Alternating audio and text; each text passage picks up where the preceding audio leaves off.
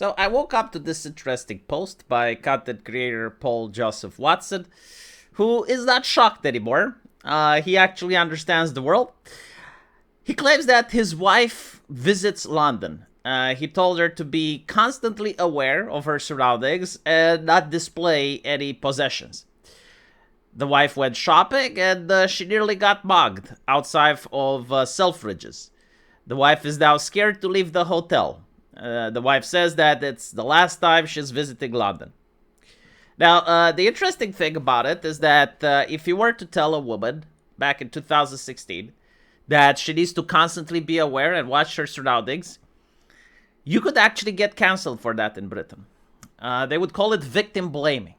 Like, it's not the responsibility of the woman to protect herself.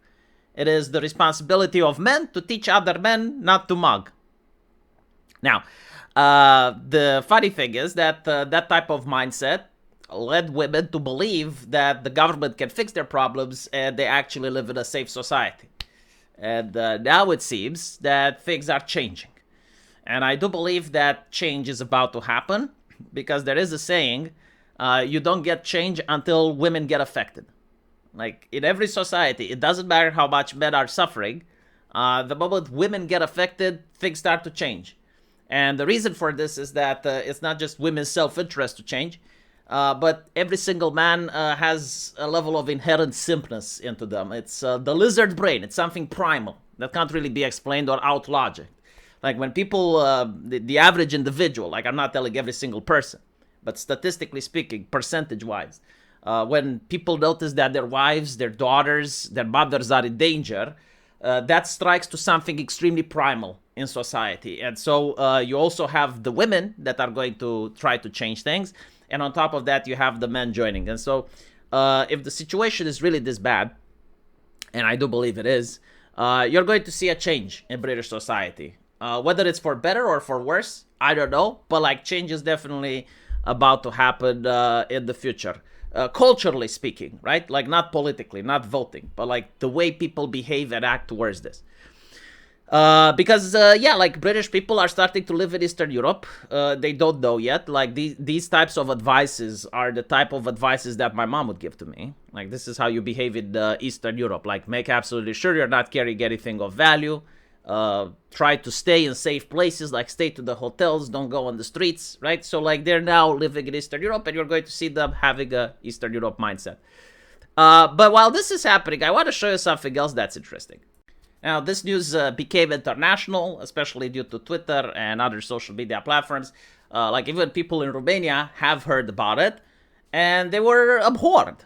They were abhorred about the level of pettiness, the level of nonsense that happened to the point where it became international news. And the event has two female police officers, right? Like wearing very skin-tight clothing and going for a jog. And if the thumbnail shows, like they didn't go for a jog in a dangerous neighborhood. They didn't go for a jog in Bristol, for instance, or Birmingham. Like they seem to have gone for a jog in a safe area, and anyone that catcalled them got arrested, right? So like any man that hit on them would get arrested. We're going to talk about hitting on them in a bit. But what I want to first discuss is like, why are they doing this? Like, why is the police investing money into such pettiness when the level of crime is that astonishing, as we saw with Paul Joseph Watson, that his own wife is too afraid to leave the hotel room? And the answer is statistics, right? It's bureaucracy. Like, it looks really great on paper. You got to understand how things are done, right? Like, this type of behavior, I assume it's classified under sexual assault, right? Like catcalling a woman. Or it can be classified as crimes against women. Now, crimes against women can mean a woman getting mugged. It can also mean a woman getting catcalled. But when they file it in the police archives, they are the same thing, right? Like they're under the same title. And so it looks as if the police is actually doing something. Like these ladies, that they're getting arrests. That looks really great on their resume. Now, I want to ask you, if you're a police officer, right? And you're tasked with stopping sexual abuse. what are you more likely to do? Like, are you going to go into the dangerous areas where the gangs are, where the violence is, and are you going to try to crack down on abuse there? Or are you just going to take a jog through the park, and all of these are increasing your social credit points, right? Because, like, look, you got 9 sexual offenders off the streets. This is why I told people legislation like they're trying to pass in Texas. I'm not sure if they did or not, but like they were passing a legislation which was very dangerously worded that it would include anime as sexual offenses. And so, like, if you have that, like, what is a police officer most likely going to do? You know, which is easier for him? Cracking the door to some person that's selling manga, right? Like a convenience store owner that happens to have a couple of manga for sale, you know, cracking the door there and arresting him? Or actually tackling cartels and tackling difficult shit?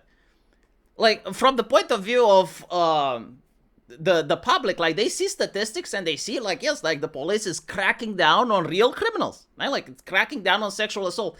It's just that this is what they might be talking about, right? And this is why they're doing it. It looks excellent on their resume. This is why it's even a crime to wolf whistle at women in public. It's so that the police can have an easy job pretending they're doing shit. Because usually, like, actual sexual abuse is done with bribery, is done with corruption, is done with grifting, right? Like, you do not have, like, these types of people that are the most hated in society operate freely unless politicians are aware and they allow it to happen. And it's usually because of grifting, right? Like, if you're going to live in Eastern Europe, I'm going to also give you the Eastern European meta. And so, the other interesting point is, like, wolf whistling, right? Like, what is wolf whistling? What is catcalling? Well, in reality, like, no man likes it.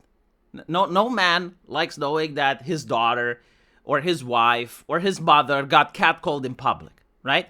Like, it's something disgusting. It's something low class. Individuals that have common sense and good manners just don't do it.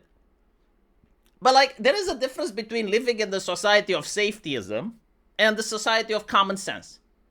Like, in common sense, right? Like, if someone is being disrespectful to a woman, in Romania, he's going to be applied the correction. Like, the woman has a boyfriend, the woman has a father, the woman has a husband, and that person is the one that's going to apply a correction. And I guarantee to you, like, after that, the person is not going to wolf whistle again. You don't spend taxpayer money on it.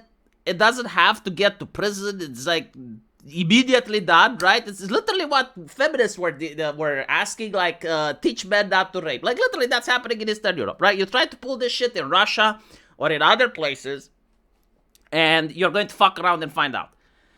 But like, it's also based around context, right? Like, not all wolf whistling, not all catcalls are problematic. Some of them can actually be flirting. And some women may genuinely enjoy having men flirt with them, right? Like, how do you think our grandparents managed to hook up? Well, someone hit on them. That's how they hook up, right? Like, if you're basically saying that any type of engagement in public is potentially harassment, and it can lead with arrests, well, you're going to have men less likely to approach women. And then you have women complaining on Reddit that romance is gone, men aren't approach them, they're blaming stuff on pornography and other shit, and they're passing the online safety bill and other nonsense thinking that's the problem.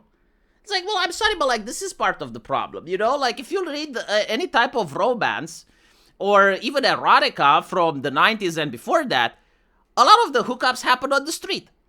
Like, the woman is jogging and she meets a nice guy and they hit it off, right? But, like, you're creating the environment where the nice guy isn't just, like, going to face a rejection or to face, like, a potential, like, I'm not interested.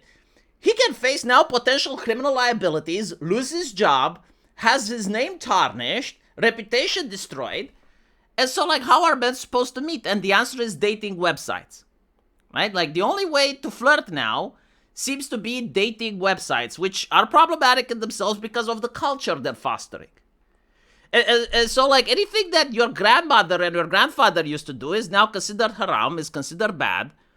And you have to do things the way people do in 2025. And it's like, I'm sorry, but it's not working. You know? And this is probably why a lot of people are converting to Islam.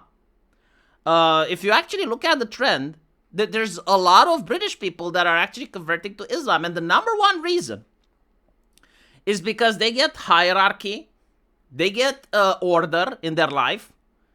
And the second reason is they can get a date. Like the Muslims, they actually say, oh, well, I have someone, I know someone that may be interested, and they hook him up. A lot of young men are converting to Islam specifically because of this. Now, this is not something that I'm saying it's good or something that, take my word for it. It's something that's reported. And they actually speak with the people that converted, and they actually ask them, like, why did you convert to Islam? And the answer, to get away from this shit. To get away from this nonsense. And so this is why the police is doing this. This is why they're, people are outraged, because people actually know what's going on. It's like, okay, so you have arrests and you're a good police officer. Well, who exactly did you arrest and what did they do? Right? Because like when you have a normal conversation and you have like a cop sitting at the table, it's like, okay, I put 25 dangerous people behind bars. Like I got convictions. And you would think, okay, so like, he got some traffickers. He got some like really bad people. But then when you look, it's like, oh, he got some catcallers. And then you look further, it's like, well, yeah, like according to British law, that is a crime. That is classified as a sex pest. He is now behind closed doors, like he is behind bars. But has society actually become safer?